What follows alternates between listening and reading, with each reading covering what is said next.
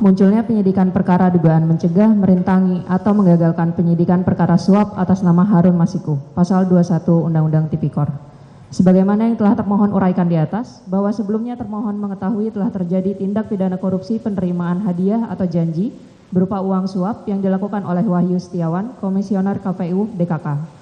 Untuk itu termohon telah melakukan penyelidikan tertutup dengan mengupayakan tangkap tangan kepada pihak-pihak yang terlibat, serta telah menerbitkan surat perintah penyelidikan nomor 146 tahun 2019 tanggal 20 Desember 2019 terkait dugaan tindak pidana korupsi berupa penerimaan hadiah atau janji oleh penyelenggara negara di Komisi Pemilihan Umum Pusat terkait dengan penetapan anggota DPR RI terpilih tahun 2019 sampai 2024 dan surat perintah tugas nomor Sprint Gas 01 tahun 2020 tanggal 8 Januari 2020. 2. Dalam upaya tangkap tangan pada hari Rabu tanggal 8 Januari 2020 tersebut, termohon berhasil mengamankan beberapa pihak yang terlibat. Di antaranya Wahyu Setiawan di Bandara Suta, Saiful Bahri Doni Tri Istiqomah di rumah makan pada Jalan Sabang, Jakarta, dan Agustiani Tio Fridelina di rumahnya. Termohon juga mengamankan saudara sepupu Wahyu Setiawan di Banyumas beserta istrinya. Selanjutnya termohon juga bergerak mengejar Harun Masiku dan Hasto Kristianto atau pemohon dengan maksud untuk mengamankan. 3. Pada hari yang sama, tanggal 8 Januari 2020, sore hari sekitar jam 16.00 WIB, Firly Bahuri, Ketua KPK menyampaikan konferensi pers melalui media bahwa sedang dilakukan OTT KPK pada KPU. Padahal termohon belum sempurna melakukan tangkap tangan karena Harun Masiku dan Hasto Kristianto belum bisa diamankan. 4. Dalam proses pengejaran kepada Harun Masiku dan pemohon tersebut, ada petunjuk yang didapatkan oleh termohon atas penyadapan tanggal 8 Januari 2020 jam 19.54 bahwa terdapat perintah dari pemohon kepada Nur Hasan, penjaga Rumah Inspirasi, Jalan Sultan Syahrir nomor 12A yang digunakan oleh pemohon berkantor, untuk menelpon Harun Masiku supaya merendam HP di air dan agar Harun Masiku untuk melarikan diri dari kejaran petugas termohon dengan percakapan sebagai berikut. M bilang, "Pak, ini ada amanat." Har bilang, "Ya."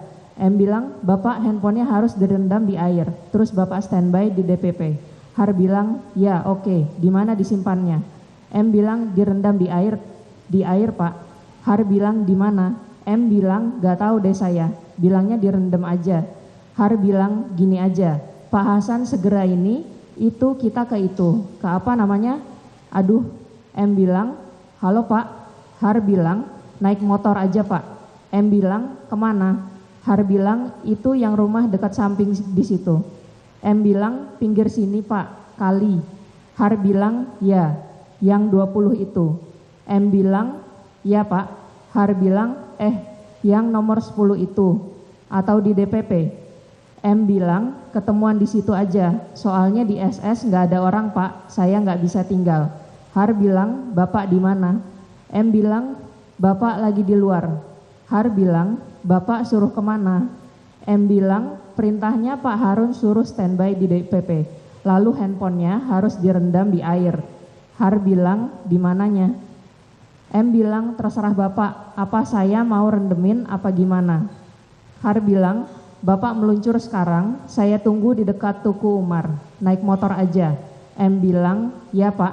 Har bilang, "Yang di pompa bensin dekat Hotel Sofyan." M bilang, "Oh, Cut Mutia." Har bilang, "Sekarang berangkat ya." M bilang, "Ya."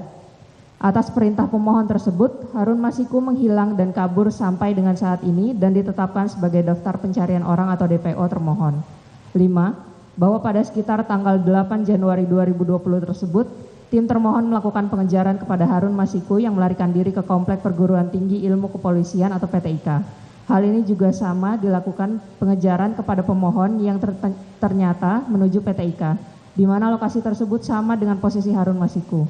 Pada saat petugas termohon membuntuti dan akan melakukan tangkap tangan, petugas termohon malah diamankan oleh beberapa orang atau tim lain yang diduga merupakan suruhan pemohon di PTIK tersebut. Sekira pukul 20.00 WIB, tim termohon yang terdiri atas 5 orang ditangkap oleh segerombolan orang di bawah pimpinan AKBP Hendy Kurniawan, sehingga upaya tangkap tangan Harun Masiku dan pemohon tidak bisa dilakukan. Petugas termohon malah digeledah tanpa prosedur, diintimidasi dan mendapatkan kekerasan verbal dan fisik oleh Hendy Kurniawan DKK. Alat komunikasi dan beberapa barang milik petugas termohon tersebut diambil paksa kemudian diminta keterangan sampai pagi jam 04.55 WIB. Bahkan petugas termohon dicari-cari kesalahan dengan cara dites urin narkoba, namun hasilnya negatif, dan baru dilepas setelah dijemput oleh Direktur Penyidikan termohon. 6. Setelah gagal menangkap tangan Harun Masiku dan pemohon, tim termohon menuju ke kantor DPP PDI Perjuangan untuk melakukan penyegelan ruangan, tetapi dihalangi oleh petugas keamanan. Kemudian tim termohon kembali ke gedung KPK untuk melaksanakan ekspos perkara tangkap tangan ini dengan pimpinan KPK dan struktural penindakan, bahwa di dalam forum rapat ekspos, tim KPK yang melaksanakan OTT sudah memaparkan rangkaian peristiwa secara runut dan rinci, termasuk peran pemohon dalam konstruksi perkara tersebut. Tetapi pimpinan saat itu belum menyepakati menaikkan status pemohon sebagai tersangka karena menunggu perkembangan hasil penyidikan. Pimpinan KPK pada saat itu kemudian mengganti Satgas Penyidikan dengan Satgas Penyidikan lainnya, bahwa pada saat ekspos kemudian diputuskan hanya menaikkan menjadi ke penyidikan dengan 2 surat perintah penyidikan dan 4 orang tersangka, yaitu tersangka pemberi suap Harun Masiku bersama-sama dengan Saiful Bahri. Sedangkan tersangka penerima suap adalah Wahyu Setiawan selaku komisioner KPU bersama-sama dengan Agustiani Tio Fridelina. Bahwa dalam hal ini Harun Masiku masih belum bisa diamankan karena melarikan diri. Selanjutnya KPK menerbitkan laporan kejadian tindak pidana nomor LKTPK 03 tahun 2020 tanggal 9 Januari 2020, laporan kejadian tindak pidana korupsi nomor LKTPK 04 tahun 2020 tanggal 9 Januari 2020, surat perintah penyidikan nomor Sprindik 07 tahun 2020 tanggal 9 Januari 2020, dan surat perintah penyidikan nomor Sprindik 08 tahun 2020 tanggal 9 Januari 2020. Bahwa pimpinan KPK telah mengganti tim penyidik yang menangani perkara ini dengan tim penyidik yang baru dan sejalan dengan perintah pimpinan KPK Firly Bahuri. Selain dari peristiwa tersebut, pada saat dilakukan pengambilan keterangan sebagai saksi setelah diterbitkannya surat perintah penyidikan, diketahui para pihak yang tertangkap tangan yaitu Saiful Bahri, Doni Tri Istiqomah, dan Agustiani Tio Fridelina melakukan diskusi bersama pada ruang musola dan tempat merokok lantai 2 gedung KPK Merah Putih dan merencanakan merubah keterangan yang sebelumnya menjelaskan secara detail terkait dengan peran pemohon dan asal uang 400 juta rupiah yang asalnya dari pemohon kemudian diubah. Hal ini diketahui oleh Wahyu Setiawan yang pada saat itu juga ikut mendengarkan diskusi. 8. Bahwa 1 hari setelah dilakukan tangkap tangan oleh termohon, yaitu pada tanggal 9 Januari 2020, Simeon Petrus yang merupakan tim hukum PDI Perjuangan dan juga menjadi lawyer dari Tio, menghubungi Daniel Masiku melalui pesan WhatsApp dan meminta Daniel Masiku untuk menjadi kuasa hukum Harun Masiku. 9. Beberapa hari setelah proses OTT tersebut, Ketua KPK Firly Bahuri mengembalikan penyidik KPK Rosa Purbobekti ke Mabes Polri dengan berbagai alasan walaupun masa dinas belum berakhir. Kemudian KPK menerbitkan DPO Harun Masiku 17 Januari 2020 dan Red Notice pada tanggal 16 Juli 2021. 10. Bahwa KPK menerbitkan sprindik tambahan pada tanggal 5 Mei 2023, kemudian tim penyidik termohon yang baru melakukan pendalaman dengan akan memeriksa Wahyu Setiawan di Lapas Kedung Panes Semarang. Ternyata Wahyu sudah bebas PB sehingga diputuskan untuk dilakukan penggeledahan pada tanggal 12 Desember 2023 di rumah Wahyu Setiawan, Desa Gemuruh, RT 2 RW 9, Kecamatan Bawang, Banjarnegara, Jawa Tengah. Setelah digeledah, anaknya Wahyu Setiawan mendatangi Simeon Petrus di Jakarta untuk melaporkan penggeledahan dimaksud.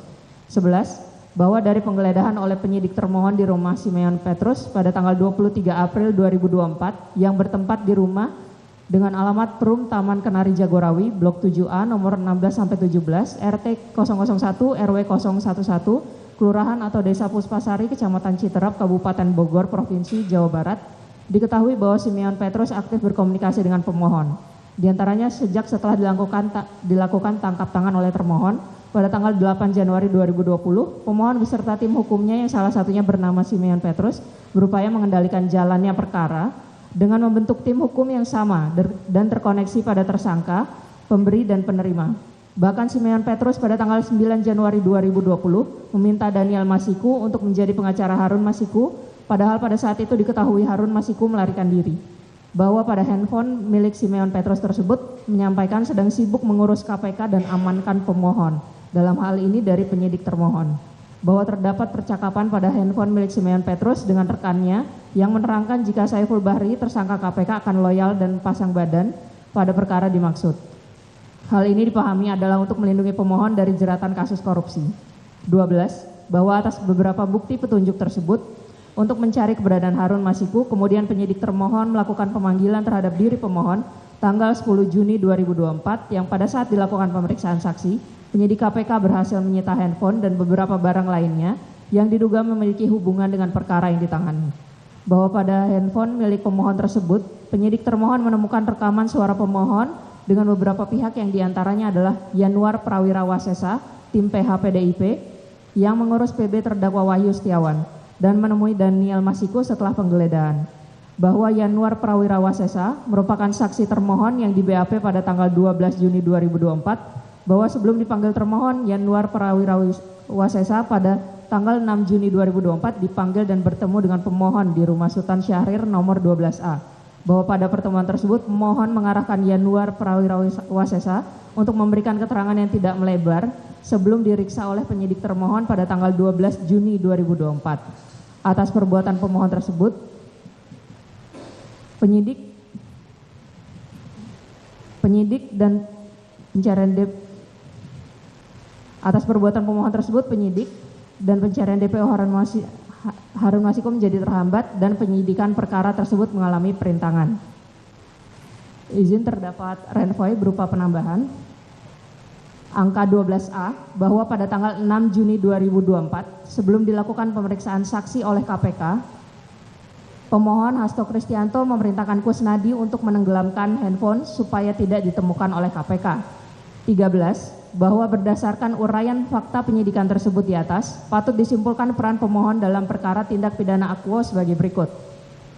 Pemohon pada sekitar tanggal 8 Januari 2020, yaitu saat proses tangkap tangan KPK, memerintahkan Nur Hasan, penjaga rumah aspirasi Jalan Sultan Syahrir nomor 12A, yang biasa digunakan sebagai kantor oleh pemohon, untuk menelpon Harun Masiku supaya merendam dalam air alat komunikasi atau HP milik Harun Masiku dan melarikan diri supaya tidak ditemukan oleh Satgas termohon yang saat itu sedang melaksanakan tugas operasi tangkap tangan. Bahwa kemudian sejak perintah pemohon tersebut, Harun Masiku menghilang dan menjadi DPO termohon hingga saat ini, sehingga penyidikan guna mengungkap dan menyeret pelaku tindak pidana korupsi menjadi terintangi. Pemohon pada sekitar tanggal 8 Januari 2020 tersebut, yang juga dengan Harun Masiku melarikan diri dan bersembunyi di Kompleks Sekolah Polri Perguruan Tinggi Ilmu Kepolisian atau PTIK, dari kejaran petugas KPK yang sedang melaksanakan tugasnya. Pemohon dan Harun Masiku dengan dibantu oleh Hendy Kurniawan DKK sengaja menghalangi dan mencegah petugas termohon sehingga tujuan pelaksanaan OTT tidak tercapai. Petugas termohon sempat disekap beberapa jam di PTIK atas hal tersebut. Pemohon pada sekitar tanggal 6 Juni 2024, yaitu sebelum dilakukan pemeriksaan saksi oleh termohon, memerintahkan Kusnadi untuk menenggelamkan HP supaya tidak ditemukan oleh termohon. Bahwa atas beberapa bukti petunjuk untuk mencari keberadaan Harun Masiku, kemudian penyidik termohon melakukan pemanggilan terhadap pemohon tanggal 10 Juni 2024, yang pada saat dilakukan pemeriksaan saksi, penyidik termohon berhasil menyita handphone dan beberapa barang lainnya yang diduga memiliki hubungan dengan perkara yang ditangani. Atas penyitaan barang tersebut, penyidik dilaporkan ke Dewan Pengawas KPK, Komnas HAM, Bareskrim Polri, Polda Metro Jaya, Propam Polri, gugatan perdata pada Pengadilan Negeri Jakarta Selatan. Bahwa pada handphone milik pemohon tersebut, penyidik menemukan rekaman suara pemohon dengan beberapa pihak yang diantaranya adalah Yanuar Prawira Wasesa, tim PHPDIP, yang mengurus PB terdakwa Wahyu, dan menemui Daniel Masiku setelah penggeledahan. Bahwa Yanuar Prawira Wasesa merupakan saksi termohon yang di BAP pada tanggal 12 Juni 2024, bahwa sebelum dipanggil termohon, Yanuar Prawira Wasesa pada tanggal 6 Juni 2024 dipanggil dan bertemu dengan pemohon di Rumah Sultan Syahrir nomor 12A, bahwa pada pertemuan tersebut pemohon mengarahkan Yanuar Prawira Wasesa untuk memberikan keterangan yang tidak melebar sebelum diperiksa oleh termohon pada tanggal 12 Juni 2024. Atas perbuatan pemohon tersebut, penyidik dan pencarian DPO Harun Masiku menjadi terhambat dan penyidikan perkara tersebut mengalami perintangan. 14. Bahwa dari fakta yang telah termohon uraikan dalam kronologi di atas, patut diduga pemohon telah memenuhi unsur tindak pidana sebagaimana dimaksud dalam pasal 21 Undang-Undang 31 tahun 99 dan seterusnya. Junto pasal 55 ayat 1 ke 1 KUH Pidana yang berbunyi, setiap orang yang dengan sengaja mencegah, merintangi atau menggagalkan secara langsung atau tidak langsung penyidikan, penuntutan dan pemeriksaan di sidang pengadilan terhadap tersangka dan terdakwa ataupun para saksi dalam perkara korupsi dipidana dengan pidana penjara paling singkat 3 tahun dan paling lama 12 tahun dan atau denda paling sedikit 150 juta rupiah dan paling banyak 600 juta rupiah. Izin akan dilanjutkan. Silakan. Izin melanjutkan. Saya Tifa Solesa. Saksikan program-program Kompas TV melalui siaran digital, pay TV, dan media streaming lainnya. Kompas TV, independen, terpercaya.